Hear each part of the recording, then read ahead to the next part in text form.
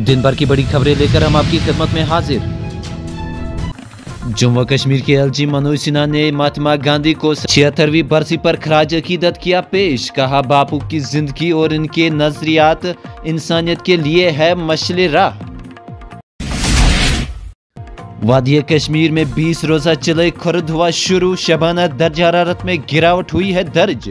महकमा मौसमियात के मुताबिक जम्मू कश्मीर में अगले 24 घंटों के दौरान हल्की से दरमियानी दर्जे की बर्फबारी का है इम्कान।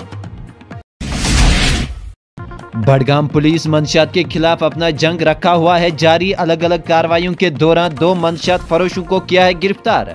तावीज़ से नशावर मवाद किया है बरामद। कठुआ जिला के हीरानगर घोगवाल इलाके में पुल के करीब एक मुश्तबा IED हुई बरामद। सरहदी गांव में फैल गया खौफो हिरास। लद्दाख के लेह में 3.4 की शिद्दत का जलजला किया गया महसूस। जलजले की जेर जमीन गहराई 5 किलोमीटर की गई रिकॉर्ड।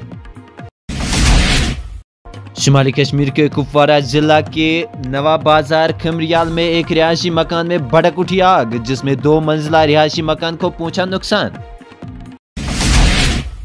जम्मू कश्मीर पुलिस ने जिला कुलगाम में एक मंशियात फरोश एजाज अहमद गनाई की जायदाद कर ली है जब्त और नोटिस कर दिया है चस्पा।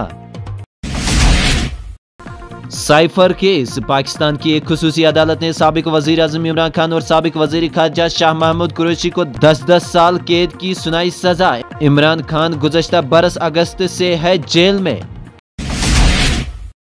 केरला की एक अदालत ने कल अदम तंजीम पॉपुलर फ्रंट ऑफ इंडिया से वाबस्ता 15 अफराद को बीजेपी OBC विंग के रहनुमा रंजीत श्रीनिवासन के कत्ल के सिलसिले में सुनाई है मौत की सजा।